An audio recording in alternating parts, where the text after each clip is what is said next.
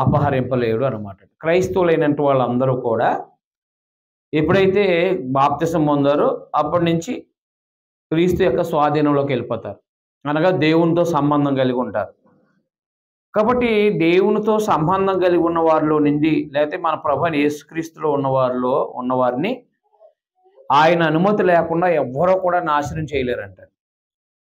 అదే అన్నాడు, వాటికి నిత్యజీవం ఇస్తున్నాను కనుక అవి ఎన్నటికీ నశింపవు, ఎవడను వాటిని నా చేతిలో నుండి అపహరింపడు అన్నాడు అనమాట. అంటే ఎందుకు ఆ మాట ప్రభు మాట్లాడారంటే, ఇప్పుడు ఉదాహరణకి మనం ప్రకటన గ్రంథం 1:5 చూస్తే, ప్రకటన గ్రంథము 1:5 మనం చూస్తే అక్కడ నమ్మకమైన సాక్షియు మృతుల్లో నుండి ఆది సంభూతుడిగా లేచిన వాడును భూపతులకి అధిపతి అయిన యేసుక్రీస్తు నుండి కృపా సమాధానాలు మీకు కలుగునుగాక. అదైందండి. కాబట్టి యేసుక్రీస్తు వారు ఎవరు అని అంటే, ఆయన క్రైస్తవుల యొక్క పాప క్షమాపణ కొరకు ప్రాణం పెట్టిన ఆయనే కాదు. అదైన క్రైస్తవులకు శిరసై ఉన్నారు, అలాగే ప్రపంచానికి భూపతులకి అధిపతి ఉన్నారు. అందువలన భూపతులకి అధిపతి అంటే ప్రపంచంలో ప్రతి దేశానికి అధిపతులు ఉంటారు, ప్రధానమంత్రులు ఉంటారు, అలాగే రాష్ట్రాలకి ముఖ్యమంత్రులు ఉంటారు. ఇవన్నిటి మీద అంటే ప్రపంచం అంతటి మీద కూడా యేసుక్రీస్తు వారికి ప్రపంచమంతా కూడా తన స్వాధీనంలో ఉంచబడింది అన్నమాట. అందువలన భూపతులకి అధిపతి అంటే భూమి మీద ఏ అధిపతి అయినా ఉన్నాడంటే ఆ అధిపతికి ఆయన అధిపతి అన్నమాట అండి. అందువల్ల ఇప్పుడు ప్రపంచాన్ని పరిపాలించే అధిపతి అయినప్పుడు, ప్రపంచ మీద అధికారుల మీద అధికారి అయినప్పుడు, ప్రపంచం అధిపతి అయినప్పుడు, ఇప్పుడు ఆయన అనుమతి లేకుండా అనగా యేసుక్రీస్తు వారి యొక్క అనుమతి లేకోకుండా ఎవరు కూడా వారిని ముట్టలేరు అన్నమాట. ఎవరైనా ఒకవేళ ముట్టడానికి ప్రయత్నం చేస్తే ప్రభు ఊరుకోడు. అది ఆయన ప్రత్యేకంగా ఆయన యందు ఉన్న వారికి ఓ ప్రత్యేకమైన సహాయ సహకారాలు ఉన్నాయన్నమాట. అందుకని క్రైస్తవుల్ని ఏమన్నాడంటే, యోధా పత్రిక 1:1 యోధా రాసిన పత్రిక క్రీస్తులో ఏమై ఉన్నారో చెప్తున్నాడండి. అక్కడ యోధా రాసిన పత్రిక 1:1 యోధా రాసిన పత్రిక 1:1 యేసుక్రీస్తు దాసుడను యాకోబు సహోదరుని యోధా తండ్రి అయిన దేవుని యందు ప్రేమింపబడి యేసుక్రీస్తునందు భద్రం చేయబడి పిలువబడిన వారికి చెప్పమని చెప్పి వ్రాయినది అన్నాడు అన్నమాట. అంటే దేవుని చేత ప్రేమించబడిన వాళ్ళు ఎవరు? క్రైస్తవులు. క్రైస్తవులు అంటే ఎవరండి? దేవుని చేత ప్రేమించబడిన వాళ్ళు. దేవుని చేత ప్రేమించబడి యోహాను సువార్త 3:16 దేవుడు లోకమును ఎంతో ప్రేమించాను అనగా యేసుక్రీస్తునందు విశ్వాసం ఉంచినట్టు వాళ్ళని నశింపక నిత్యజీవం పొందేటట్టుగా దేవుడు అనుగ్రహించాడు యేసుక్రీస్తు వారిని. అందువలన ప్రతి మానవుడు కూడా తాను సృజించిన దేవుణ్ణి అలాగే ఆయన పంపించిన యేసుక్రీస్తు వారిని ఎరిగి ఉండటమే నిత్యజీవం అని చెప్పడం. ఎరిగి ఉన్న వారు అనగా ఎవరైతే అంగీకరిస్తారో వారు దేవుని చేత ప్రేమించబడిన వారు అన్నమాట. అర్థమైందండి. అంటే దేవుడు మానవులందరినీ రక్షించాలని తన కుమారుని పంపించారు కాబట్టి ఆయన యొక్క సంకల్పంలోకి ప్రవేశించిన వాళ్ళందరూ కూడా దేవుని ప్రేమలో ఉన్నవాళ్ళే అన్నమాట. ఈ దేవుని చేత ప్రేమించబడిన వాళ్ళందరూ కూడా ఎవరిలో భద్రం చేయబడ్డారంట? యేసుక్రీస్తునందు భద్రము చేయబడి అన్నారన్నమాట. అంటే యేసుక్రీస్తునందు భద్రం చేయబడ్డారంటే అర్థం ఏంటంటే యేసుక్రీస్తు యొక్క కాపుదల్లో ఉన్నారని అర్థం అన్నమాట. అందుకనే అపోస్తలుడైన పౌలు క్రైస్తవులను హింసపెట్టినప్పుడు అపోస్తల కార్యం 9వ ఏమన్నారు? పౌలు గారిని సౌలా సౌలా నన్ను ఎందుకు హింసిస్తున్నావు అని అడిగారు. సౌలా సౌలా నన్ను ఎందుకు హింసిస్తున్నావు అన్నారు. అంటే అదేంటి ప్రభువా, నేను హింసించను. అవును, క్రైస్తవులను హింస పెడితే క్రీస్తుని హింస పెట్టినట్టే. జాగ్రత్త గమనించాలి ఈ విషయాలు. యేసుక్రీస్తు వారు అంటే క్రైస్తవుల్ని హింస పెడితే యేసుక్రీస్తు వారిని హింస పెట్టినట్టు అనమాట. అందువలన క్రీస్తు యేసునందు భద్రం చేయబడ్డారు కాబట్టి ఎవరైనా క్రైస్తవుల్ని హింస పెడుతున్నప్పుడు ప్రభు తన జోక్యం తీసుకుంటారన్నమాట. మీకు అర్థమైందా? ఒక్కొక్కసారి చాలాసార్లు మనము బాధించబడుతున్నా లోకంలో. చూడండి, ఎన్నో అనర్థాలు జరుగుతున్నాయి, ఎన్నో అగత్యాలు జరుగుతున్నాయి ఆడపిల్లల మీద. అర్థమైందండి. ఎంతోమంది చంపేస్తున్నారు, పాడు చేస్తున్నారు, చంపేస్తున్నారు. ప్రభుత్వాలు ఏం చేస్తున్నాయి? అర్థమైందండి. సీరియస్‌గా తీసుకోవట్లేదు. అవునా కాదా? కాబట్టి ఒకవేళ సీరియస్ తీసుకున్నా ఒక 2, 3 రోజులు ఈ పార్టీ పరమైన పరిస్థితులు బట్టి ఏం చేస్తున్నారంటే అవి అణిచివేయబడుతున్నాయి. వెంటనే శిక్ష విధింతున్నారా? లేదు. వాళ్ళని కోర్టులకి ఈ కోర్టు కాకపోతే ఆ కోర్టుకి వేసుకోమని చెప్పేసి అలా సలహాలతో ముందుకు సాగిస్తా ఉన్నారు. అర్థమైందండి. అదే వెంటనే మరణించాల్సిన శిక్ష అనుభవించాల్సిన వాడు అర్థమైందండి జైల్లో సుమారుగా కొన్ని జీవితాంతం గడిపేస్తున్నాడు. మీకు అర్థమైందండి. అందువల్ల ఎంతోమంది భయంకరంగా శిక్షించబడుతున్నారు. ఎంతోమంది అంటే ప్రభుత్వాలు ఏం చేస్తున్నాయంటే ఒకడు చేసే తప్పును ఇంకొకడు ప్రోత్సహించుకుంటూ అర్థమైందండి. అంటే తప్పు చేసే వాళ్ళని కప్పెట్టుకుంటూ ముందుకు కొనసాగిస్తున్నారన్నమాట. అది యేసుక్రీస్తు వారు చూస్తా ఊరుకుంటారా? చూస్తా ఊరుకోరండి ఆయన. మీకు అర్థమైందా? కాబట్టి యేసుక్రీస్తునందు ఉన్న వారికి ఉన్న భాగ్యం గమనించండి. అంటే మనకి బాధ కలుగుతుంది. ఏది? యథార్థంగా బ్రతకాలి, మనం పవిత్రంగా బ్రతకాలి, నీతిగా బ్రతకాలి, మన వ్యక్తిగత జీవితాలను దిద్దుకోవాలని మన లోపాలు సందేశం చెప్తున్నప్పుడు మనకు చాలా బాధగా ఉంటుంది. కానీ మన ప్రవర్తన మార్చుకోమంటుంది మనకు నిత్య జీవానికి, అంటే పరలోకం కోసం. కానీ దేవుని పిల్లలకు గమనించాల్సిన విషయం ఏంటంటే మనకున్న భాగ్యము, అంటే మనకున్న కాపుదల ప్రపంచంలో ఎవరికీ లేదు. ఇందిరాగాంధీ గారి గురించి తెలుసా కదా మీ అందరికీ? ఎవరు చంపేశారు ఆవిడ్ని? మన దేశ ప్రధాని దాన్ని ఎవరు చంపేశారు? కాపలా కాసే వాళ్ళే చంపేశారు. అంటే వాళ్ళకి రక్షణ ఉందా? అంటే ప్రధానమంత్రి కూడా ఏమి లేదు, రక్షణ లేదు. ఏమో అక్కడ సైనికుడే చంపేయచ్చు. మనకు రాజుల కాలంలో చూసినప్పుడు రాజు పక్కన ఉన్నవాడే చంపేసి రాజు అయిపోయేవాడు రాజకీయ చరిత్ర చదివితే. అంటే దేశాన్ని పరిపాలిస్తున్న వాడు ప్రజలకి రక్షణ కల్పించాలి. ఏది? పోలీసుల ద్వారా. అవునా కాదా? కానీ దేశ ప్రధానికే ఏమి లేదు, రక్షణ లేదు. కానీ క్రైస్తవుడికి ఉంది. ఎవరికి ఉంది? మరి క్రైస్తవుడికి ఉన్నప్పుడు మరి ఆయన మాట అనుసరించి బ్రతకడానికి మనకి ఇబ్బంది ఏముంది? ప్రపంచంలో లేని కాపుదల అర్థమైందండి. అంటే ఒకవేళ రోడ్ యాక్సిడెంట్లో చనిపోతాడో తెలీదు, లేదంటే వ్యాధితో చచ్చిపోతాడో తెలియదు, ఎలా చనిపోతాడో తెలియదు సడన్గా. కానీ అలాంటి వాళ్ళకంటే ఎంత ధనవంతులకైనా, ఎంత రాజకీయ సంబంధమైన నాయకులకైనా, ప్రధానమంత్రులకైనా, ముఖ్యమంత్రులకైనా వాళ్ళు భయపడుతూ బతుకుతారు. బుల్లెట్ ప్రూఫ్తో వెళ్ళాలి. ఏది? కారులోని బుల్లెట్ ప్రూఫ్తో వెళ్ళకపోతే బాంబు వేసి అయినా లేకపోతే కాల్ చేసి చంపేస్తారు. క్రైస్తవుడైనా కూడా ఎలాగ వెళ్ళొచ్చు? నడిచి వెళ్ళొచ్చు. అదే ఏలే ఉన్నాడు, నడిచి వెళ్ళాడు ఆయన. ఏది? యెజబెల్ అందే, నిన్ను ఈ రేపులోగా చంపేయకపోతే నేనే కాదంతే. దేవుడు ఏమన్నాడంటే నడిచి వెళ్ళిపో అరణ్యంలో అన్నాడు. అంతే. అరణ్యంలో జంతువులు ఉంటాయి. అర్థమైందా? ఈయన కనపడితే చంపేయాలి. ప్రభు నన్ను తీసేసుకోని అన్నాడు ఆయన ఏలియా.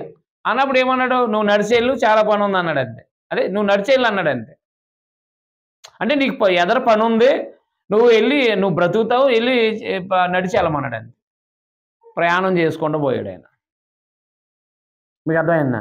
అలాగే ఇశ్రాయేలుని దేవుడు మన అరణ్యంలో నడిపించాడు. కానీ వాళ్ళు తిరుగుబాటు చేసినప్పుడే సర్పాలని ప్రేరేపించాడు. తిరుగుబాటు చేయనంతసేపు దేవుడు వాళ్ళకి పగటికి మేఘము, రాత్రికి అగ్నిస్తంభం. ఇప్పుడు చూడండి మీ ఏరియా చలి, అది దట్టమైన అడవులు అయ్యి. ఇది చాలా మటుకి మీరు కూడా అది అంటే పెద్దగా లెక్కలోకి రాదు. అదేంటిది? సంపూర్ణమైన అడవి. ఇంక అక్కడ జనాలు మెసలు అనమాట అండి. సంపూర్ణమైన అడవి సాయంత్రానికి ఏమైపోద్ది? పగలు ఎంత ఏడుమి ఉన్నా సాయంత్రానికి ఏమైపోద్ది? బాగా కూలింగ్ అయిపోద్ది. అప్పుడు అగ్నిస్తంభం కావాలి. దేవుడు తన ప్రజలంటి వాళ్ళని ఒక అద్భుత రీతిగా నడిపించాడు అనమాట. ఆయన ప్రత్యేకమైన కాపుదలు అనుగ్రహించాడు. మీకు అర్థమైందండి. కాబట్టి అరణ్యంలో నడవటం అంటే అది సామాన్యమైన విషయం కాదండి. మీకు అలాంటి అంటే ప్రపంచమే ఆయనది కదా. ఆయన అనుమతి లేకుండా ఇప్పుడు వాళ్ళు శనిగారు కాబట్టి సర్పాలకు ఆజ్ఞ ఇచ్చాడు దేవుడు. ఏది? సంఖ్యాకాండము 21 అధ్యాయంలో. అదే శనిగారు కాబట్టి సర్పాలకి ఆజ్ఞ ఇచ్చాడు కానీ లేకపోతే సర్పాలు అక్కడ తిరుగుతూనే ఉన్నాయి. కానీ ఎవరిని ఏమీ చేయలేదు. కానీ తిరుగుబాటు చేసినప్పుడే అవి విరోధం అయిపోయినాయి అన్నమాట. కాబట్టి దేవుని పిల్లలకి ఆయన కాపుదల ఉంటుంది. దేవుని పిల్లలకి ఏముంటుంది? ఆయన కాపుదల ఉంటుంది. దేవుని యందు భయభక్తులు కలిగిన వారికి ఆయన దూతలు కాపలా ఉంటారని చెప్పేసి ఆ కీర్తన గ్రంథంలో భక్తిపరుడు ఇలాగ తన భక్తి జీవితంలో అనుగ్రహించబడే ఆ కాపుదల గురించి మాట్లాడుకుంటూ వచ్చాడు.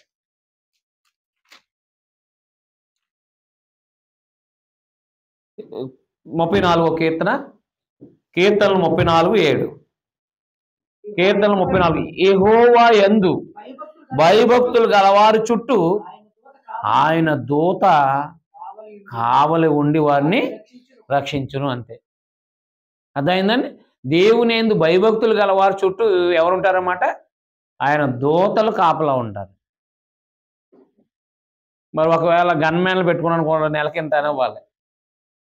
వాళ్ళే చంపేస్తారో వాళ్ళని చంపేస్తారో వేరే వాళ్ళు వచ్చి తెలియదు. మీకు అర్థమలేదా?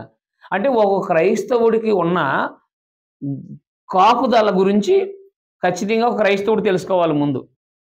మీకు అర్థమైందా? మనకున్న దేవుని ప్రొటెక్షన్ అంటే కాపుదల అనేది మనం తెలుసుకోవాలి.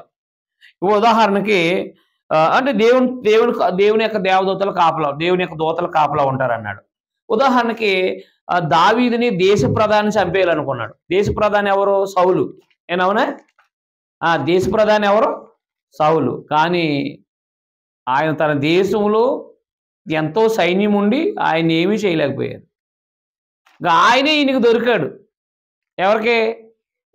దావీదుకు దొరికాడు. చూడండి సమూయేలు గ్రంథం, సమూయేలు 2వ గ్రంథం, క్షమించండి, సమూయేలు మొదటి గ్రంథం, సమూయేలు మొదటి గ్రంథము 24వ అధ్యాయము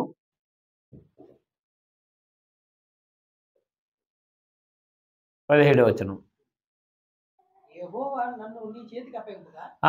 చూడండి 245వ పేజీ, సమూయేలు మొదటి గ్రంథం 24వ అధ్యాయం 17వ వచనం. దావీదుతో ఇట్లనండి, యెహోవా నన్ను నీ చేతికి అప్పగింపగా నన్ను చంపక విడిచినందుకు ఈ దినమున నీవు నా అపకారమునకు ఉపకారం చేసిన వాడువై నా ఎడల నీకున్న ఉపకార బుద్ధిని వెల్లడి చేసేది కనుక నువ్వు నాకంటే నీతిపరుడు. ఒకనికి తన శత్రువు దొరికిన ఎలా మేలు చేసి పంపివేయినా ఈ దినమున నీవు నాకు చేసిందని బట్టి యెహోవా ప్రతిగా నీకు మేలు చేయనుగాక. నిశ్చయముగా నువ్వు రాజు అగుదు అని ఇశ్రాయేలు రాజ్యము నీకు స్థిరపరచబడినని నాకు తెలియను. కాబట్టి నా తర్వాత నా సంతతి వారిని నువ్వు నిర్మూలన చేయకున్నట్లు నా తండ్రి ఇంట్లోని నా పేరు నువ్వు కొట్టివేయకున్నట్లు యెహోవా నామం నాకు ప్రమాణం చేయము. అంతటా దావీదు సౌలునకు ప్రమాణం చేశాను. అప్పుడు సౌలు ఇంటికి తిరిగి వచ్చాను. అయితే దావీదును అతని జనులు తమ కొండ స్థలాలకి వెళ్ళి పోయారనమాట. ఇలా ఎన్నిసార్లు వెతికినా ఏది దావీదుని దేశ ప్రధాని ప్రపంచాన్ని అంటే క్షమించి అక్కడ ఒక యోధా దేశాన్ని అంటే ఒక ఇశ్రాయేల్ దేశాన్ని పరిపాలిస్తున్న సౌలు అర్థమైంది, ఒక భక్తిపరుడైన దావీదుని పట్టుకోలేకపోయి చంపలేకపోయాడు. అయితే ఒక రోజుని రాత్రి ఆయనే పడుకుని ఉన్నారు, అందరూ సైనికులతో సహా పడుకున్నారు. దావీదు సైనికులు వచ్చారు. దావీదుకు సంబంధించిన వాళ్ళు వచ్చి అన్నారన్నమాట, నీకు శత్రువు దొరికాడు కదా, ఆ ఈటి తీసుకున్న పోటు గొడవ వదిలిపోద్ది నీకు అన్నారు. అయితే దేవుడు అభిషేకించిన వాడిని నేను చంపకూడదని చెప్పేసి ఆయన ఏం చేశాడు? చంపకుండా వదిలిపెట్టాడు. అందుకని సౌలు ఏమంటున్నాడంటే నా అపకార బుద్ధికి నీ ఉపకార బుద్ధిని వేలాడి చేసావు అన్నాడు అనమాట. అంటే ఇప్పుడు ఎవరు కాపుదల ఉంది? అరణ్యంలో తిరిగినప్పుడు దావీదుకి ఎవరు కాపుదల ఉంది? దేవుని కాపుదల ఉంది. ఇది ఎంత ఎత్తు కొనుక్కుంటే వచ్చేది? భక్తిగా ఉంటే వచ్చేది. ఎలా ఉంటే వచ్చేది? భక్తిగా బ్రతికితే వచ్చేది తప్ప ఇది ధనం పెట్టి కొనుక్కుంటే వచ్చేది కాదు అన్నమాట. ధనం పెట్టి కొనుక్కున్న ఒకవేళ కాపుదలని అది ఆ కాపుదల సంపూర్ణమైన కాపుదల కాకుండా పోద్ది అనమాట. అలాగున దైవభక్తి కలిగిన వాళ్ళని దేవుడు తన కాపుదలలో ఉంచుకున్నాడు. మీకు అర్థమైందా? అంటే మనం చాలా సార్లు చూసినప్పుడు అబ్రహాము అర్థమైందండి, అబీమెలెకు చేతిలో నుంచి, ఫిలిష్తీయుల రాజు చేతిలో నుంచి, ఫరో చేతిలో నుంచి తనను తన భార్యను కాపాడాడు దేవుడు. మీకు అర్థమైందండి? వేరే దేశం వెళ్ళినప్పుడు తన భార్యను పాడు చేస్తారేమో అని చెప్పేసి ఆయన చెల్లని చెప్పమనేవాడు. అయినప్పటికీ రాజు ఏం చేసేవాడంటే తన ఇంట్లో పెట్టుకునేవాడు. దేవుడు ఏమన్నాడంటే, ముట్టుకున్నావా చస్తావా అన్నాడు అంతే అబీమెలెకుతో. ఆదికాండం చూసారా ఎంత కాపుదల అది.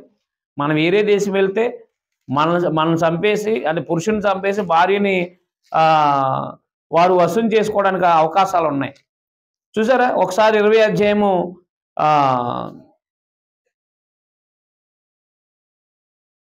20 అధ్యాయం 6వ వచనం చూడండి. 6వ అధ్యాయము 20 అధ్యాయము 6వ వచనంలో, అందుకు దేవుడు, అవును యథార్థతతో నువ్వు చేస్తుందో నేను ఎరుగుదును, మరియు నువ్వు నాకు విరోధంగా పాపం చేయకుండా నేను నిన్ను అడ్డగించితిని, అందుకే నేను ఆమెను ముట్టనీయలేదు. కాబట్టి ఆ మనుషుని భార్యను తిరిగి అతనికి అప్పగించము.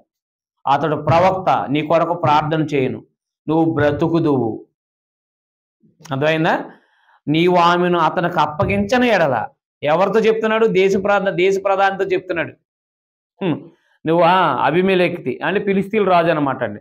నువ్వు అతనికి అప్పగించని ఎడల నీవును నీ వారందరూ నిశ్చయముగా చచ్చెదరని తెలుసుకోమని స్వప్నమందు అతనితో చెప్పాడంటే దేవుడు. శారాను ముట్టుకున్నావా నేను చంపేస్తానన్నాడు దేవుడు అబీమెలెకుకి, దేశ ప్రధానికి.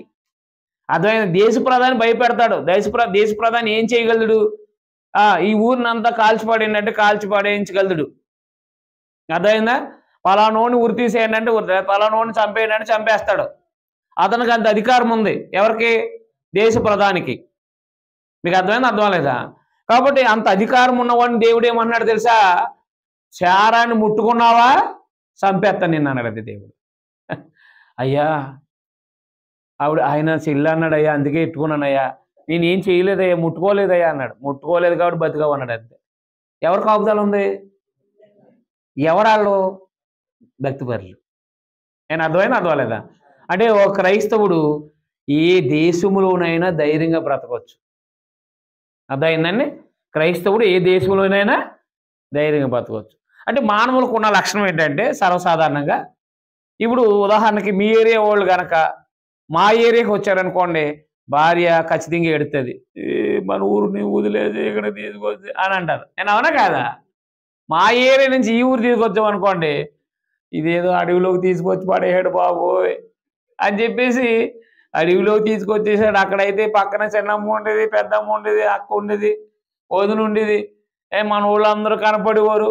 ఇక్కడ ఎవరు కనపడతారు? వీళ్ళందరూ కొత్త వాళ్ళే, వీళ్ళందరూ దొంగ వాళ్ళే ఉన్నారు, వీళ్ళందరూ సబ్బేసి వాళ్ళే ఉన్నారు, నాకేమో డౌట్గా ఉందని చెప్పేసి భయపడిపోతారు, ఏడ్చేస్తారు. అవునా కాదా? సొంతూరు విడిచి వెళ్తున్న వాళ్ళని, వేరే ఊరు వెళ్తున్న వాళ్ళని వాళ్ళ ముఖాలు చూడండి, ఆనందంగా ఉండవు. ఎలా ఉంటాయి? బాధతో ఉంటాయి. ఆడవాళ్ళు అయితే మొత్తం కన్నీళ్ళు ఇడిచేస్తూ ఉంటారు. పురుషుడికి కొంచెం ముఖం మారుతుంది అంతే. రూపం ఏమవుతుంది? బిక్క ముఖం, అంటే ముఖంలో ఆనందం ఉండదు. ఇంకా ఆడవాళ్ళు అయితే ఏం చేస్తారంటే అంటూ ఉంటారు. అంటే భయమేసేసి ఉంటారన్నమాట. మీరు వేరే ఊరు వెళ్ళినప్పుడు, వేరే ఊర్లో ఒకవేళ కనీసం ఒక రోజు ఏదైనా స్టే చేసినా సరే ఆ డోరు వేసేసుకుని లోపల తాళం వేసేసుకుంటారు. అంటే ఏమో ఎవరైనా చంపేస్తారేమో, పాడు చేసేస్తారేమో అనే భయం. ఏమన్నా అర్థమైనా అర్థం లేదా? కానీ చేరాక భయం లేదు. తీసుకెళ్ళి ఇంట్లోకి వచ్చి పెడితే ఆయన ఉన్నాడు కదా అని ఎవరేం చేస్తారని కూర్చోంది అంతే ఆవిడ. అర్థమైంది అర్థం లేదా? అదే మీరు కానీ మా ఏరియాలో మాకున్న ఆ స్త్రీలు కానీ ఏమంటారంటే, నన్ను చంపేతాకు తీసుకొచ్చావో ఈ ఊరు, ఆడెవడో తీసుకెళ్ళిపోయాడు ఇంట్లో పెట్టుకుంటున్నాడు, నీకు న్యాయమేనా? నువ్వు నాశనం అయిపోతావు, నువ్వు పనికి రాకుండా పోతావు అని తిట్టేస్తారు. అవునా కాదా? కానీ భక్తి పరులకి ధైర్యం వస్తుందండి. ఎక్కడి నుంచి వస్తుంది ధైర్యం? దేవుడే. అర్థమైందండి? ధైర్యం ఎవరు? దేవుడే. అన్ని చోట్ల ఎవరున్నారు? దేవుడు ఉన్నాడు. కాబట్టి భక్తి పరులను ఎవరైనా ముట్టాలంటే ఎవరు అనుమతి ఉండాలి? ముట్టావా చచ్చిపోతావు అన్నాడు దేవుడు. ఇంకేం ముడతాడా? నాయనా అప్పచెప్పేస్తాను నాయన, ఇంకోటి చెప్పాడు ఆయన, అతడు ప్రవక్త, నీ కోసం ప్రార్థన చేస్తాడు, చేయించుకో అన్నాడు అంతే. నేను అర్థమలేదా? ఒక దేశ ప్రధాని అర్థమైంది, ఒక లేడీస్ని ఏం చేయలేకపోయాడు. అర్థమైందండి. ఒక దేశ ప్రధాని ఒక దావీదు సామాన్య సైనికుడిని ఏం చేయలేకపోయాడు. మీకు అర్థం లేదా? వారి వెనకాల ఉన్నది ఎవరు? దేవుడు అన్నమాట. మీకు అర్థం లేదా? కాబట్టి పాత నిబంధనలో దేవుని యందు భయభక్తులు కలిగినటువంటి వారిని దేవుడు తన దూతల చేత ఏం చేశాడంటే కాపాడాడు అన్నమాట. శత్రువుల చేతిలో నుంచి కాపాడాడు, అనారోగ్యాల్లో నుంచి కాపాడాడు. అర్థమైందండి. ప్రమాదకరమైన జంతువుల నుంచి కాపాడాడు దేవుడు. ఇలా ఎన్నో చూడగలిగితే అర్థమైందండి. దేవుని ప్రజల్ని దేవుడు కాపాడుకుంటూనే వచ్చాడనమాట. ఇప్పుడు మనం గమనించండి, యేసుక్రీస్తు రక్తము చేత విమోచించబడిన వాళ్ళు మనం. క్రైస్తవులు అంటే ఎవరు? యేసుక్రీస్తు యొక్క రక్తము చేత విమోచించబడిన వాళ్ళు. అంటే మన కొరకు ప్రాణం సమర్పించాడు ఆయన. మరి ప్రాణం రక్తమిచ్చి కొన్నాడు మనల్ని ఆయన. రక్తమిచ్చి దేవుని కొరకు కొన్నాడు. చూడండి, రోమపత్రిక క్షమించి ప్రకటన గ్రంథం 5:9-10 ప్రకటన గ్రంథం 5:9-10. మనం విలువ పెట్టి కొనబడిన వాళ్ళం. జాగ్రత్త గుర్తు పెట్టుకోండి. మరి మనకి ఎంత కాపుదల ఉంటుందో ఆలోచించేయండి దేవుని పిల్లలుగా. నీ రక్తం ఇచ్చి అది ఆయా భాషలు మాట్లాడే వారిలోను, ప్రతి ప్రజలోను, ప్రతి జనములోను దేవుని కొరకు మనుషులను కొని, చూసారా? అంటే తన రక్తం ద్వారా కొన్నాడు అనమాట అండి. అదైందా? చూడండి, మనం ఏదైనా విలువ పెట్టి కొన్నాం అనుకోండి, చాలా జాగ్రత్తగా చూస్తాం. నేను అవునా కదా? భౌతిక సంబంధంగా ఏదైనా ఒక విలువ పెట్టి కొన్నాం అనుకోండి, చాలా జాగ్రత్తగా చూస్తామండి. మరి ప్రభు తన ప్రాణాన్ని ఇచ్చి కొన్నాడు. ప్రభు ఎలా కొన్నాడని మనల్ని? బాప్తిసంలో ఆయన ప్రాణాలు ఇచ్చి కొన్నాడండి. మరి ఆయన ప్రాణాలు ఇచ్చి కొన్న మనకి ఎంత కాపుదల ఉంటుందో ఆలోచించేయండి దేవుని పిల్లలుగా. మీకు అర్థమైందా? ఏమన్నాడు తెలుసా? నా చేతిలోంచి ఎవడో అపహరించలేడు, అవి నశింపవు. గొర్రెలు అంటే ఎవరు? క్రైస్తవులు. ఆ క్రీస్తులు అందున్న వాళ్ళు, వాటిని నశింపవు అన్నాడు అనమాట. నశింపవు అంటే ప్రభువు అర్థమైందండి, సంఘము దగ్గరే ఉంటారు. ప్రభు చెప్పారు మత్తయి సువార్తలో ఏమని? ఎక్కడ నా నామాన్ని 2-3 ఉంటారో వారి మధ్యలో ఉన్నారు. ఇప్పుడు భూపతులకి అధిపతి మన మధ్యలో ఉంటే, ఏ అధిపతి అంటే మనల్ని వచ్చేసి కొట్టేసి చంపేసేది అండి? ఏ అధిపతి అండి మనల్ని వచ్చి కొట్టి చంపేసేది ఆయన అనుమతి లేకోకుండా? మీకు అర్థమైందండి? ఏ అధిపతి అండి మన దగ్గరకు వచ్చి కొట్టేసి చంపేసేది? ఆలోచించేయండి దేవుని పిల్లలుగా.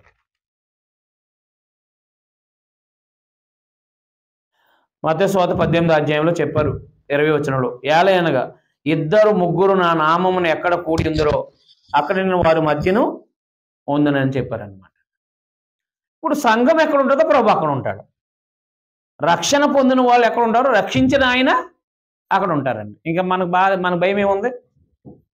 అంటే మనము పై రూపం అంటే భౌతికంగా కనబడుతున్న వాటికే చూస్తున్నాం. మనం కనబడుతున్న మట్టుకు చూస్తే భయం వేస్తుంది. కానీ అదైందని కనపడిన దేవుణ్ణి, కనపడిన ప్రభువుని మనం చూడగలిగితే, అంటే విశ్వాసం ద్వారా మనం చూడగలిగితే ఎంత ధైర్యం ఉంటుందో తెలుసా? ఎక్కడైనా ధైర్యంగా తిరగొచ్చండి. ఉదాహరణకి మనం చూడగలిగితే రాజులు 2వ గ్రంథం రాజులు 2వ గ్రంథం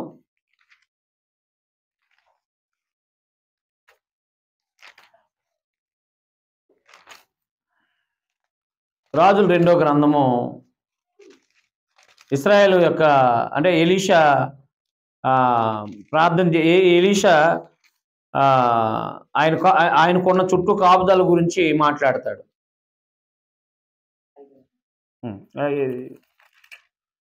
ఆయన ఏమంటాడంటే, అది రాజు అంటే సిరియా రాజు యుద్ధానికి వచ్చినప్పుడు ఆ సిరియా రాజు మాట్లాడుకుంటున్నాయన్నీ ఈయనకి ప్రవక్త కాబట్టి ఈయన గ్రహించేసి చూద్దాం 6వ అధ్యాయము గ్రహించేసి చెప్తున్నాడు అనమాట. చెప్పేస్తున్నాడు ఇశ్రాయేల్ రాజుకి, ఎలా తెలిసిపోతున్నాయి?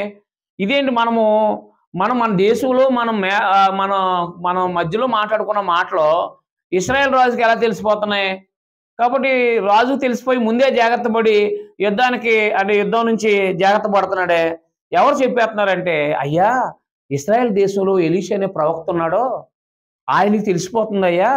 ఆయన ఏం చేస్తున్నాడంటే ఈ ఇశ్రాయేల్ రాజుకి చెప్పేస్తున్నాడయ్యా. అందుకే ఇశ్రాయేల్ రాజుని మనం ఏం చేయలేకపోతున్నాం అంటే, ముందెళ్ళి ఆయన చుట్టుముట్టేయండి అన్నాడు.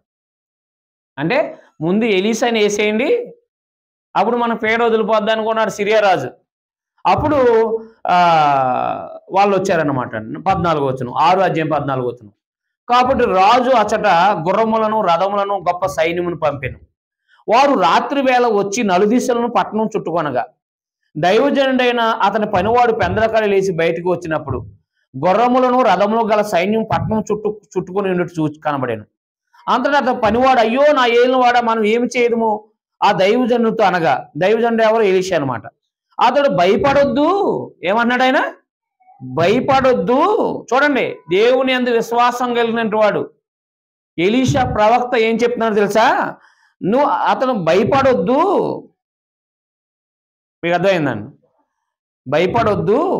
మన పక్షమునున్నవారు, జాగ్రత్త పెట్టుకోండి అన్నమాట, మన పక్షమునున్నవారు వారికంటే అధికులై ఉన్నారని చెప్పి యెహోవా అని తండ్రిని అంటాడు అనమాట. యెహోవా వీడు చూసినట్లు దయచేసి వీని కండ్లను తెరవమని ఎలీషా ప్రార్థన చేయగా యెహోవా ఆ పనివారి కండ్లను అంటే కన్నులను తెరవజేసాను గనక వారు ఎలీషా చుట్టూను పర్వతము అగ్ని గుర్రముల చేత రథముల చేత నిండి ఉండుట చూచెను. అర్థమైందండి?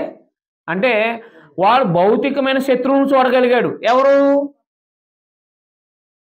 ఎలీషా పనివాడు. అయ్యా ఇగో పట్టణం చుట్టుముట్టేశారు సైనికులు, అయ్యో అని చెప్పేసి భయపడిపోతున్నాడు, వాళ్ళందరూ చంపేస్తారేమని. ఎలీషా ఏమని ప్రార్థన చేశాడంటే, నాయన వీడి కన్నులను తెరువు చేయి నాయన అన్నప్పుడు అగ్ని రథములు ఉన్నట్టు చూపించి, అంటే దేవుని కాపుదలని చూపించాడనమాట. ఎవరికి? ఎలీషా యొక్క పనివాడికి.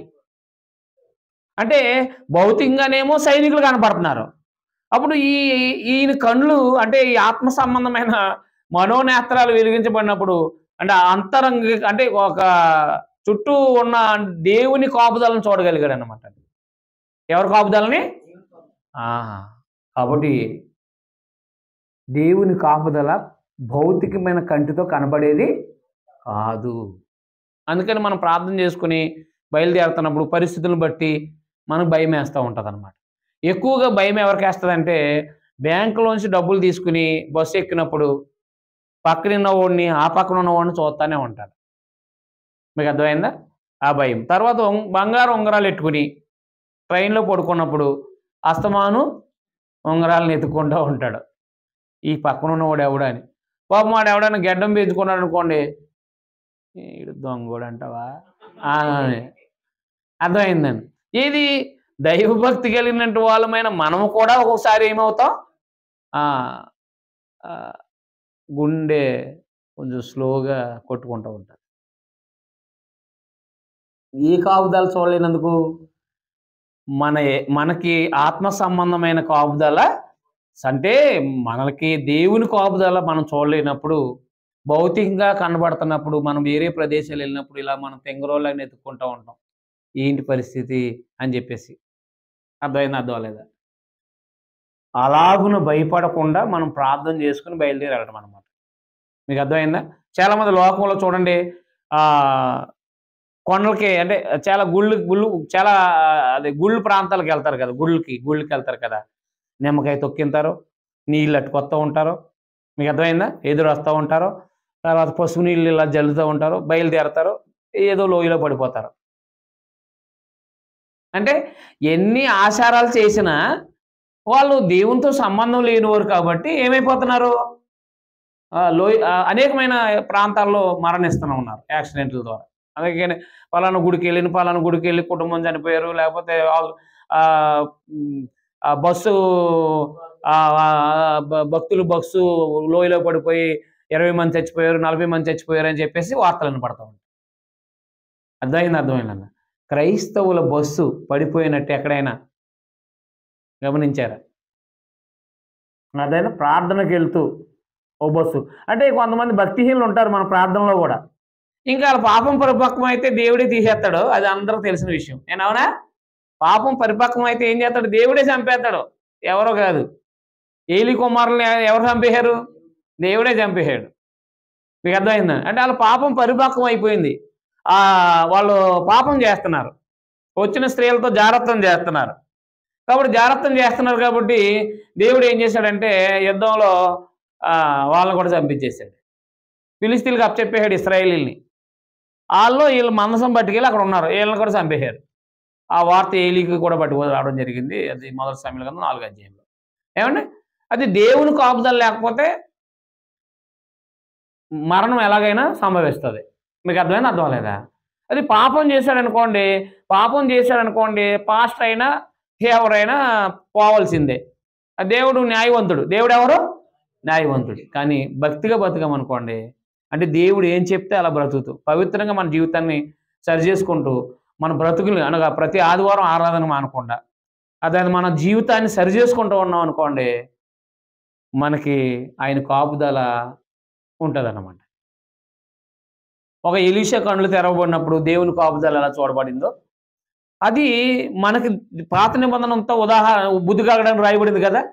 ఇప్పుడు మనం కొత్త నిబంధనలు ఉన్న మనము ఈ పాత నిబంధన చదువుతున్నప్పుడు దేవుని కాపుదల ఎలా ఉంటుందో మనం చూడొచ్చు అనమాట. అగ్నిలో విసిరేసిన ఏది శద్రక మెషక అబేద్నెగోలు అగ్నిలో విసిరేసిన దేవుడు కాలిపోకుండా కాపాడాడు. ఎందుకంటే అగ్ని సృష్టించింది ఆయనే కాబట్టి. మీకు అర్థమైందా? అగ్ని సృష్టించింది ఎవరు? దేవుడే కాబట్టి అగ్ని సృష్టించింది ఆయనే కాబట్టి అగ్నిలో పడిపోయినా కానీ దేవుడు కాపాడాడు దేవదూతలను పంపించి. 4వ వాళ్ళని చూశారు కదా, ఆయన చూస్తే దేవదూతలను పోలి ఉన్నాడు. అవును, అంటే అగ్నిలో ఆ అగ్నికి కాలిపోకుండా దేవుడు దూతను పంపించి కాపులా కాశాడు. మరి అది దేవుని కాపుదల కదా. మోసే చిన్నప్పుడు నదిలో జంపెట్లో వదిలేశారు. మీకు అర్థమైంది? అర్థం లేదు. ఆ జంపెట్లు వదిలేసినప్పుడు ఎవరి దగ్గర చేరాలో అక్కడ చేర్చాడు కానీ దేవుడు. అర్థమైందండి? ఆ నీటి ప్రవాహం చేత లేకపోతే ఆ నీటి సుడిగుండాల చేత ఆ నదిలో ఆ మోసే కొట్టుకుని పోయాడా? కొట్టుకుని పోలేదు. మరి అది ఎవరు కాపుదల? ఆ దేవుని కాపుదల. ఇశ్రాయేల్ని సముద్రంలో నడిపించాడు. సముద్రంలో నడిపించినప్పుడు వాళ్ళు 6 నెలలు నడిచిపోయారు. కానీ ఐగుప్తీయుల మధ్యలోకి వచ్చినప్పుడు మాత్రం అర్థమైందండి, ఐగుప్తీయులు అందరూ సైనికులు రాజు సహితం అందరూ ఏమైపోయారు? చనిపోయారు. మీకు అర్థమైందా? అర్థం లేదా? అంటే జలం నీళ్ళు అది కానీ 1వ అధ్యాయంలో సముద్రాన్ని సృష్టించింది ఎవరు? దేవుడే కాబట్టి దారి చేసేసాడు. అర్థమైందండి? అగ్నిని సృష్టించింది ఎవరు? దేవుడే కాబట్టి ఏం చేశాడు? ఆయన అగ్నిని చల్లార్చేశాడు. సింహాలను చేసింది ఎవరు? కాబట్టి దానియేలు గ్రంథము మనము 6వ అధ్యాయం చూడగలిగితే సింహాల యొక్క నోళ్ళు మోయించేశాడు. భక్తికి అంటే సింహాలు తయారు అంటే ఆ జంతువులు చేసింది ఎవరు? దేవుడు. మీకు అర్థమైందండి? సింహాలు చేసింది దేవుడు కాబట్టి ఆయన మాట విన్నాయి అంతే. సముద్రము దారి చేసేసాడు ఆయన, సింహాలను నోరు మూయించేశాడు. తన దూతలు పంపించి నోరు మూయించేశాడు అనమాట సింహాల నోరు. శత్రువులు లోపలికి వెళ్ళినప్పుడు అలా ఎంట్రన్స్లో ఉండగానే వాళ్ళు తినేసి ఎముకలతో సహా పొడి చేసేసినట్టు చెప్పడం జరిగింది. చూసారా? దేవుని కాపుదల భక్తిహీనులకి దేవుని కాపుదల లేకపోవడం అనే పరిస్థితులు చూడగలిగితే మనం. మీకు అర్థమైందని? కాబట్టి గమనించాలి. హామాను ఉన్నాడు, మొర్దెకైని చంపేయాలనుకున్నాడు భక్తిపరుని ఎస్తేరు గ్రంథంలో. ఏ ఉరుకొయ్య మీద ఉరి తీయించాలనుకున్నాడో భక్తిపరుడైన మొర్దెకైని, అదే ఉరికొయ్య మీద ఆయన చంపబడ్డాడు. ఎవరు? హామాను. అర్థమైందా? మొర్దెకైకి ఏముంది? దేవుని కాపుదల ఉంది. ఎస్తేరుకి ఏముంది? దేవుని కాపుదల ఉంది. కాబట్టి వారు అన్ని దేశంలో ఉన్నా సరే ధైర్యంగా ఉన్నారు. వారు అన్ని దేశంలో ఉన్నా కానీ ఎలా ఉన్నారు? ధైర్యంగా ఉన్నారనమాట. అన్ని దేశంలో పరవాసులై ఉండి ఒక రాజ్య సంబంధమైన దాంట్లో ధైర్యంగా ఉన్నారండి. దానియేలు శద్రక మేషక అబేద్నెగోలు కూడా వాళ్ళు రాజ సంస్థానంలో ఉండి రాజు సంబంధమైన ఆజ్ఞ భోజన పానీయాలు కూడా భయపడకుండా, తెలిస్తే చంపేస్తాడనే సంగతి ఎరిగి ఉండి కూడా వాళ్ళు కాయధాన్యాలు తిన్నారంటే, ధైర్యంగా ఉన్నారంటే ఆ ధైర్యం ఎక్కడిది? దేవుని కాపుదల. మీకు అర్థమైంది? అర్థమలేదండి? అందుకని మీరు ఆదికాండం నుంచి మలాకి గ్రంథం దాకా మీరు గ్రహించగలిగితే పాత నిబంధన అంతా కూడా దేవుని యందు భయభక్తులు గల వారు చుట్టూ ఆయన దూతలు కాపలా ఉన్నారు. మీకు అర్థమైంది? అర్థమలేదండి? మరి కొత్త నిబంధన జనం అనేది ఇంకా అలాగని పాత నిబంధనలు తక్కువ వాళ్ళని కాదు భక్తి పరులు. అంటే యేసుక్రీస్తు యొక్క రక్తము చేత కడగబడిన వాళ్ళు లేకపోతే కొనబడిన వాళ్ళకి దేవుడు అర్థమైందండి క్రీస్తునందు భద్రం చేసి ఉంచాడు అనమాట. అంటే మనల్ని ఎవడైనా పాడు చేయాలంటే గనక యేసుప్రభువుని ముట్టాలి ముందు. అర్థమైందండి? అదే హెబ్రీ పత్రిక 13వ అధ్యాయంలో పాత నిబంధనలో ఇచ్చిన వాగ్దానమే క్రైస్తవులు కూడా మనకి ఇవ్వడం జరిగింది. హెబ్రీ పత్రిక 13వ అధ్యాయం 5-6 వచనాలు చూడండి ఒకసారి. హెబ్రీ పత్రిక 13వ అధ్యాయం 5-6 వచనాలు చూడండి ఒకసారి. నిన్ను ఏమాత్రమును విడువను, నిన్ను ఎన్నడను ఎడబాయను అని ఆయనే చెప్పాడు కదా. కాబట్టి అది ప్రభు నాకు సహాయుడు, నేను భయపడను. అది ఏం చేయలేదంట, నీళ్ళు ఏం చేయలేకపోయి, అగ్ని ఏం చేయలేకపోయి, మానవుడు కూడా క్రైస్తవుని ఏం చేయలేడంట, ఏమీ చేయలేడంట. అది మన ధైర్యం ఏంటంటే, ఎవడండి నన్ను దేవుని ఎందుకు భయభక్తులుగా నన్ను ఎవడండి నాశనం చేసేది, ప్రభు అనుమతి లేకుండా ఎవడండి నన్ను ముట్టేది. అయితే మరి క్రైస్తవులు ఎందుకు చంపబడుతున్నారని మీరు ప్రశ్న చేయొచ్చు. అది వేరే సందర్భం, అని ఆలోచిద్దాం. మీకు అర్థమైందండి? కాబట్టి ఇప్పుడు క్రీస్తుని అంటే ఎప్పుడైతే మనం క్రైస్తవులం అయ్యామో మనకు కూడా పాత నిబంధనలు వాగ్దానాన్ని కొత్త నిబంధనలు కూడా ఇచ్చాడు దేవుడు క్రీస్తు ద్వారా. ఏంటంటే నిన్ను విడువని ఎడబాయననే వాగ్దానం మనకు కూడా వర్తిస్తుందని చెప్పేసి కొత్త ఆజ్ఞకి ఇచ్చాడు అనమాట. రెండవది, నరమాత్రుడు ఏమి చేయగలడు? నరమాత్రుడు ఏది? ఆడు ప్రధానమంత్రి అయినా నరమాత్రుడైనట్టు వాడు అధికారం ఉంటే చంపేయడానికి అధికారం ఉంది కదా. ఆయన ఉందా లేదా? ఉంది. అధికారం ఉంటే చంపేయడానికి ఉంది. అంటే ఆయన కాల్చి పడేసి రోడ్ యాక్సిడెంట్ లేకపోతే అదే ఇదని చెప్పేసి వేసేయను అని చెప్తూ ఉంటారు. అధికారం ఉంది, కానీ క్రైస్తవుని చంపడానికి ఆయన అనుమతి లేకుండా చంపబడలేదు అనమాట. అంటే ఈ మొట్టలేరు అనమాట, నాశనం చేయలేరు. అయితే గుర్తుపెట్టుకోండి, అదే దేవుని పిల్లలుగా మనకి ఎంత కాపుదల ఉందంటే మన ప్రభు అనుమతి లేకుండా ఎవరు ముట్టడానికి, ఎవరు అంటే కనీసం సేమ కూడా ముట్టాలి, లేకపోతే ఎవరైనా ఆన్ చేసేవాడు ఎవరైనా ముట్టాలని అంటే పాము అయినా అదే సర్పములైనా మనుషులైనా మనల్ని ఎవరైనా పాడు చేయాలి అని అంటే గనక ఎవరు వల్ల కాదంటే ప్రభు అనుమతి లేకుండా మనల్ని ఏం చేయలేరంటే. అలాంటి గొప్ప కాపుదల క్రీస్తునందు ఉందన్నమాట. అయితే రెండవదిగా మనం ఆలోచించాల్సిన విషయం ఏంటంటే, మరి భక్తిపరులైనట్టు వారిని చంపేశారు కదండి క్రైస్తవుల్ని, మరి వాళ్ళ పరిస్థితి ఏంటి? మరి ఆయనకు దేవుని కాపుదల లేదా అనేది ఖచ్చితమైన డౌట్ వస్తుంది. అవునా కాదా? ఇప్పుడు స్టెఫన్ ఉన్నారు, అపోస్తలుల గారు 7వ అధ్యాయము, ఆయన భక్తిపరుడే కదా, భక్తిపరుడే. కానీ ఆయన ఏం చేశారు? రాళ్ళతో కూడా చంపేశారు. నెక్స్ట్ తర్వాత అపోస్తలుల గారు 12వ అధ్యాయం 2వ వచనంలో అపోస్తుల్లో 12 మందిలో ఒకడైన యాకోబు, ఆయన్నేమో ఏ రోజు ఖడ్గం చేత చంపించేశాడు. మీకు అర్థమైందండి? అలాగే పౌలు నీరో చేత ఆయన చోట ఖడ్గం చేత చంపించబడ్డాడు. అర్థమైందండి? ఇక మొదటి శతాబ్దంలో క్రీస్తు 100వ సంవత్సరంలో డొమిషియన్ చక్రవర్తి అనేవాడు చాలామంది క్రైస్తవుల్ని చిరఛేదనాలు చేయించాడు. ప్రకటన గ్రంథం 6వ అధ్యాయము, ప్రకటన గ్రంథము 6వ అధ్యాయము 9-10 వచనాలు. ప్రకటన గ్రంథము 6వ అధ్యాయము 9-10 వచనాలు. ఆయన 5వ ముద్ర నిప్పినప్పుడు దేవుని వాక్యం నిమిత్తమును తామిచ్చిన సాక్ష్యం నిమిత్తమును వధింపబడిన వారి చిరఛేదనం చేయబడిన వారి ఆత్మలను చూశాడు అనమాట. వధింపబడిన వారి ఆత్మలను బలిపీఠం కింద చూచితిని.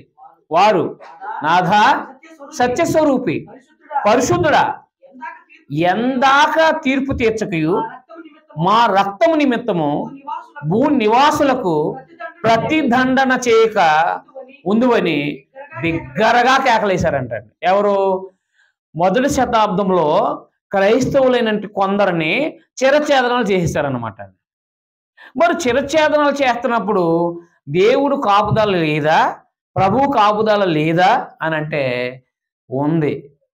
అయితే అదైందండి. ఒక దేశాన్ని కానీ, ఒక రాష్ట్రాన్ని కానీ, ఒక పట్టణాన్ని కానీ దేవుడు సమూలంగా తీసేయాలనుకుంటే, ప్రభుత్వాన్ని తీసేయాలనుకుంటే గనక ఏం చేస్తాడంటే దేవుడు భక్తి పరులను చంపడానికి అనుమతి ఇస్తాడనమాట. మీకు అర్థమైందా? భక్తి పరులు చంపడానికి ఏమిస్తాడు? అనుమతి ఇస్తాడనమాట. అది ప్రకటన గ్రంథం 13వ అధ్యాయంలో దేవుడు అనుమతి ఇస్తాడు. ఎందుకనంటే ఒక ప్రభుత్వాన్ని తీసేయాలి. ఆ ప్రభుత్వం మూర్ఖత్వం కలిగింది, ఆ ప్రభుత్వం క్రైస్తవానికి వ్యతిరేకమైంది. ఆ ప్రభుత్వాన్ని భూమి మీద నుంచి శాశ్వతంగా తీసేయాలంటే గనక పరిశుద్ధులు రక్తం చిందించబడాలి. అర్థమైందని. పరిశుద్ధులు రక్తం చిందించుకోకుండా దేవుడు న్యాయం అంటే దేవుడు న్యాయమైన తీర్పు తీర్చడం. మీకు అర్థమైందండి. అందుకని చూడండి 13వ అధ్యాయము ప్రకటన గ్రంథము.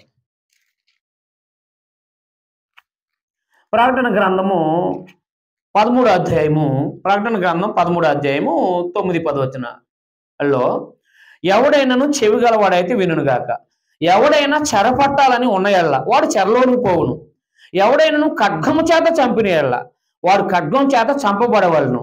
ఈ విషయంలో పరిశుద్ధుల ఓర్పును విశ్వాసమును కనబడును అన్నాడు అనమాట. అంటే పరిశుద్ధుల యొక్క రక్తము చిందించడం బట్టి దేవుడు అంటే ఒక ప్రత్యేకమైన ఏర్పాటు ఒకటి ఉందన్నమాట ఆయనకి. ఏంటి ఏర్పాటు అంటే ప్రకటన గ్రంథం 16వ అధ్యాయము, ప్రకటన గ్రంథం 16వ అధ్యాయము 5వ వచనం. ప్రకటన గ్రంథము 16వ అధ్యాయం 5వ వచనం. అప్పుడు వర్తమాన భూతకాలంలో ఉన్న పవిత్రుడా, పరిశుద్ధుల రక్తమును ప్రవక్తల రక్తమును వారు కాచినందుకు తీర్పు తీర్చి వారికి రక్తము త్రాగనిచ్చితివి. దీనికి వారు పాత్రులే. నీవు ఎలాగూ తీర్పు తీర్చదు గనక నీవు న్యాయవంతుడు అని జలముల దేవతకు చెప్పగా వింటిని. అవును ప్రభువా, దేవ సర్వాధికారి, నీ తీర్పులు సత్యములను న్యాయములనే ఉన్నవని బలిపీఠం చెప్పుట వింటిని. ఒక ప్రభుత్వాన్ని దేవుడు తీసేయాలనుకుంటే గనక, ఒక జనాంగాన్ని భూమి మీద లేకుండా నాశనం చేయాలని గనక, ఆ జనాంగానికి కానీ ఆ ప్రభుత్వానికి కానీ దేవుడు భక్తి పరులను చంపడానికి అనుమతిస్తాడనమాట. మన ప్రవీణ్ పాడగల గారిని ఎలా చంపేశారు చూసారా? అంటే ప్రభు అనుమతి ఇచ్చినట్టు అనమాట. ప్రభు అనుమతి ఇవ్వకపోతే ఎలా ఉంటుందో తెలుసా? అంటే ఉదాహరణకి పాత నిబంధనలో దేవుడు అనుమతి ఇవ్వలేదు అనుకోండి, లోతు కుటుంబాన్ని చంపేయడానికి వచ్చారు గుమ్మం దగ్గరికి 19వ అధ్యాయం. అవునా? గుమ్మం కనపడకుండా చేసేసాడు ఆయన. గుమ్మం అంటే మీకు తెలుసు కదా. వాళ్ళే ఏంటి మాకు వేరే దేశం నుంచి వేరే ప్రాంతం నుంచి మాకు తీర్పలే ఉన్నారు, ఈ ముందు వీళ్ళు వేసేయండి అన్నారు. వాళ్ళు ఏం చేస్తే లోతుని పట్టుకుని చంపేయడానికి చూసి వాళ్ళు ఈ ద్వారబంధం ఉంది, ద్వారబంధాలకు వచ్చినప్పుడు ఆ ద్వారబంధం వాళ్ళకి కనపడలేదంట. ఎక్కడరా బాబు అని. అప్పుడు దాకా ద్వారబంధం కనపడేది, అప్పుడు దాకా ఏమైంది? కనపడలేదంటండి. అంటే ఆయన కాపాడాలనుకుంటే గనక అది అగ్ని అయినా సముద్రం అయినా, అది పక్కన నిలబడిన శత్రువు అయినా కనపడినవాడు, జాగ్రత్త పెట్టుకోండి. కానీ ఆయన అనుమతిస్తే మాత్రం ఎవరైనా చంపుతారు. కానీ చంపేది ఎందుకో తెలుసా? వాళ్ళ నాశనం దగ్గర పడ్డానికి అన్నమాట. ఎందుకంటే భూమి మీద ఉన్న దేవునికి వ్యతిరేకం బతికే వాళ్ళు కూడా ఎవరు? వాళ్ళు కూడా దేవుని ప్రజలు, వాళ్ళు కూడా మారాలని దేవుడు ఎదురు చూస్తాడు కదా. అయితే వాళ్ళు కఠినులు అయిపోయి ఆ ప్రభుత్వం గనక కఠినత్వం కలిగి క్రైస్తవ్యాన్ని తుడిచివేయాలని పంతం పట్టుకుంటే కనుక, క్రైస్తవ్యాన్ని తుడిచివేయాలని చెప్పేసి ఆ అపవాది ప్రేరేపణతో గనక క్రైస్తవ్యాన్ని తుడిచివేయాలని నిర్ణయించుకుని పరిశుద్ధులైన వాళ్ళని చంపడం మొదలెడితే దేవుడికి ఒక లెక్క ఉంటుంది. ఏది? ఇంతమంది చంపితే ఈ ప్రభుత్వాన్ని తీసేయచ్చని. మరి న్యాయం ఉండాలి కదా, దేవునికి న్యాయం ఉండాలి. అందుకే ఏం చేస్తాడంటే ఒక లెక్క ఉంటుంది ఆయనకి, మనకు తెలియదు ఆ లెక్క. ఇంతమంది చంపబడితే క్రైస్తవులు ఈ ప్రభుత్వాన్ని శాశ్వతంగా తీసేయచ్చు అని చెప్పేసి న్యాయవంతుడు కదా ఆయన. కాబట్టి ఆయన అనుమతిస్తాడనమాట అండి. అనుమతి ఇచ్చినప్పుడు ప్రభుత్వం ఏం చేస్తుందంటే క్రైస్తవుల్ని చంపేస్తుంది సీక్రెట్గా. వాళ్ళ రక్తం చిందించబడుతుంది కదా, పరిశుద్ధుల రక్తం. ఏబేలు రక్తం చిందించబడినప్పుడు కయ్యనికి శిక్ష విధించాడా లేదా? మరి పరిశుద్ధుల రక్తాన్ని చిందించినప్పుడు ఇంతమంది అని దేవునికి ఉంటుంది లిస్టులో, ఆయన లెక్కలో. అయిపోయారు అనుకోండి ఆ పరిశుద్ధులు, నష్టపోయింది ఏం లేదు. ప్రాణాలు ముందుగా పెట్టేసిన వాళ్ళు, క్రైస్తవులైనటువంటి వాళ్ళు ప్రాణాలు ముందుగా పెట్టేసినంత మాత్రం వాళ్ళకేం నష్టం లేదు. ఎందుకు? ప్రభునందు మృతులు ధన్యులు. ప్రకటన గ్రంథం 14:13లో ప్రభునందు మృతులు ధన్యులు. నిజమే, వారు ప్రయాసలు మాని విశ్రాంతి నొందుతున్నారు. అంటే త్వరగా ప్రభు దగ్గరికి వెళ్ళొచ్చు. అంటే పరలోకం కాదు, పరదేశికి త్వరగా ప్రభు దగ్గరికి వెళ్ళొచ్చు. నష్టమైన పోయారా? ఎప్పటికైనా చనిపోవాలి. 40లో అయినా చనిపోవాలి, 60లో అయినా చనిపోవాలి, 70లో అయినా చనిపోవాలి, 80లో అయినా చనిపోవాలి. కానీ ప్రభు కోసం ముందెళ్ళిపోయారు. ముందెళ్ళిపోయారంటే ప్రభువే అనుమతి ఇచ్చారనమాట. అనుమతి ఇచ్చారు. ఎందుకు అనుమతి ఇచ్చారంటే చంపడానికి ఆ ప్రభుత్వాన్ని, ఆ క్రైస్తవులకు వ్యతిరేకమైన ప్రభుత్వం, రోమా ప్రభుత్వాన్ని భూమి మీద లేకుండా చేయటానికి అవకాశం ఇచ్చారన్నమాట. అంటే మీకు అనుమానం రావచ్చు, అంటే భక్తిపరుల్ని, అంటే మరి భక్తిపరులు కూడా చంపేస్తున్నారు కదని. అవును, భక్తిపరులు చంపడానికి ఆ ప్రభుత్వానికి కానీ, ఆ ప్రాంతానికి కానీ దేవుడు అనుమతిస్తాడు. అనుమతి ఇచ్చి ఇంతమంది అని లెక్క ఉంటుంది. 10 మందో, 20 మందో, 50 మందో, 100 మందో ఎంతో లెక్క ఉంటుంది ఆయనకి. ఆ లెక్క పూర్తయిపోతే వాళ్ళ పరిస్థితి ఉంటుంది. మరి అర్థమైందా? వీళ్ళ చంపిన దానికంటే దారుణంగా ఉంటుంది వాళ్ళకి, ఆ ప్రభుత్వానికి, ప్రజలకి అన్నమాట. మీకు అర్థమైందండి? అది మారకపోతే కనుక అంత పరిస్థితికి వెళ్ళిపోతారనమాట. అర్థమైందండి? అది అందువల్ల దేవుడు ఏం చేస్తాడంటే క్రైస్తవులైన వాళ్ళని ఒకవేళ చంపబడుతున్నారు అంటే కనుక అది ఒక ప్రభుత్వాన్ని కానీ, ఒక మతాన్ని కానీ, ఒక దేశాన్ని, ఒక రాష్ట్రాన్ని కానీ ఆయన తీసేయాలని అనుకుంటే కనుక ఆయన అనుమతిస్తాడనమాట. అలాంటి సమయాలలో ఎంతో భక్తిగా బ్రతుకుతున్న వాళ్ళు వారిని చంపడానికి ఆయన కాపుదలను వదులుతాడనమాట, తీసేస్తాడనమాట. యోబు అన్నాడు కదా, యోబు గురించి అన్నాడు కదా, ఎవరో అపవాది ఏమన్నాడు? నువ్వు చుట్టూ కంచేసావు కాబట్టి నీ ఎందుకు భయభక్తులు కలిగి ఉన్నాడని. నేను అన్నాడు అనలేదా? అంటే దేవుని ఎందుకు భయభక్తులు కలిగిన వారు చుట్టూ ఆయన కాపుదల ఉంటుంది. కంచె అంటే దేవదూతల కాపుదల ఉంటుంది. నేను అర్థమలేదా? కాబట్టి అయితే ఇప్పుడు కంచెని వదిలేస్తాడనమాట, తీసేస్తాడు వీళ్ళకి. ఏది? భక్తిపరులైన వాళ్ళని కొంతమంది అవకాశం ఇస్తాడనమాట. వాళ్ళు చంపబడిన తర్వాత అందరికీ కాపుదలు ఇచ్చేసి మొత్తం ఆ దేశాన్ని కానీ, లేకపోతే ఆ ప్రభుత్వాన్ని కానీ మొత్తం భూమి మీదే లేకుండా తీసిపడేస్తాడనమాట. అలాగున మొదటి శతాబ్దంలో రోమా ప్రభుత్వం క్రైస్తవులను హింసపెడుతుంటే ఆ ప్రభుత్వాన్ని ఈరోజు లేకుండా చేస్తాడు. ఉందండి ఆ ప్రభుత్వం? లేదండి. ఎందుకు లేదంటే పరిశుద్ధుల రక్తాన్ని ఒలికించారండి. అందుకనే ఏమన్నారు? ప్రార్థన చేశారు వీళ్ళు. ప్రభా ఏంటి ఇంకా మీరు ఆ భూనివాసులను శిక్షించలేదని అడిగితే కంగారు పడకండి, మీతో ఇంకా కొంతమంది సహదాసులు లెక్క పూర్తి అగి వరకు అన్నాడు అనమాట. అర్థమైందని? అర్థం లేదా? అందుకని ఆ పరిస్థితులు ఉంటేనే తప్ప ఏది దేవుడు అవకాశం ఇస్తాడు. కానీ అలాంటి పరిస్థితి లేదనుకోండి, ఏ నరుడు మనల్ని ఏమీ చేయలేడంటే. మనకున్న కాపుదల ఎవరికి ఉందండి? ఎవరికి లేదు. మరి అలాంటి కాపుదలు ఇచ్చినప్పుడు మనం దైవభక్తిగా బతకాల్సిన వారమై ఉన్నామా లేదా? అది అంటే మనం ఎప్పుడు కూడా మన బ్రతుకుని ఎలాగ ఉండాలంటే ప్రత్యేకంగా జీవించాలన్నమాట. చూడండి 2 కొరింథీ పత్రిక 7వ అధ్యాయంలో మొదటి 2 వచనాలు చదువుదాం. అర్థమైందండి? అది ఎందుకయ్యా మనం భక్తిగా బతకాలి, ఎందుకయ్యా మనం యథార్థంగా బతకాలి, ఎందుకయ్యా నీతిగా బతకాలి? ఇది చాలా కష్టంగా ఉంది కదా జీవితము. ఇది పవిత్రంగా జీవించడము, యథార్థంగా బ్రతకడం, న్యాయంగా బ్రతకడం ఈ లోకంలో చాలా ఇరుగ్గా ఉంది కదండి, ఎలా బతుకుతామండి అని చెప్పేసి అనుకోవచ్చు. మీరు బ్రతికి చూస్తే కాపుదల అద్భుతంగా ఉంటుంది. దైవభక్తిలో ఉంటే మనల్ని ఎవరు ఏం చేయలేరు. అదనమాట అండి. అందుకని మనం భయపడక్కర్లేదు. మన పిల్లల కోసం కానీ, మన కోసం కానీ భయపడపర్లేదు, భయపడక్కర్లా. హాస్పిటల్లో ఒకవేళ హాస్పిటల్లో అనారోగ్య నిమిత్తం వెళ్ళినా మనం దడ పుట్టించక్కర్లేదు, మనం దడ రావక్కర్లేదు. అనారోగ్యం వచ్చింది, వెళ్ళాం, చూపించుకు వచ్చేసాం, అంతే. మీకు అర్థమైందండి? మనం ప్రార్థన చేసుకుంటాం, మన కుటుంబం కోసం, మన కోసం ప్రార్థన చేసుకుంటాం. మనల్ని బట్టి మన పిల్లలకి ఆయన కాపుదలు అనుగ్రహిస్తూ ఉంటాడు. మనం భక్తిపరుల ప్రార్థన దేవుడు వింటాడంట. సహాయం ఉంటుంది అనమాట. చదవండి 2 కొరింథీయుల 7 అధ్యాయం ముగించుకుందాం. ప్రియులారా, దేవుని పిల్లలమనే వాగ్దానాలు ఉన్నాయి. నేను విడువను ఎడబాయననే వాగ్దానాలు ఉన్నాయి మనకి. అర్థమైందండి. మనం దేవుని పిల్లలమనే వాగ్దానం ఉంది. అర్థమైందండి. దేవుని కాపుదల అనే వాగ్దానం ఉంది మనకి. కాబట్టి ఉంది కదా అని మనం ఇష్టవిడిగా బతకూడదు. ఏమన్నా అర్థమైందా? దేవుని కాపుదల ఉంది కదా అని మన ఇష్టానుసారంగా బ్రతకడానికి మనకి అధికారం లేదు. అది గుర్తుపెట్టుకోండి. చదవండి. అది ఏ భయం ఉండాలి మనకి?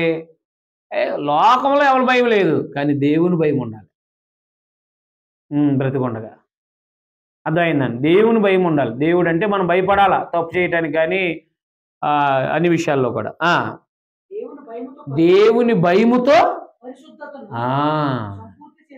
అది పరిశుద్ధత అంటే పవిత్రతను ఏం చేయాలి? మనం సంపూర్తి చేయాలన్నమాట. అదే ప్రతిరోజు మన బ్రతుకుని సరి చేసుకుంటూ ఉండాలి. పవిత్రంగా బ్రతకాలన్నమాట ప్రతిరోజు కూడా.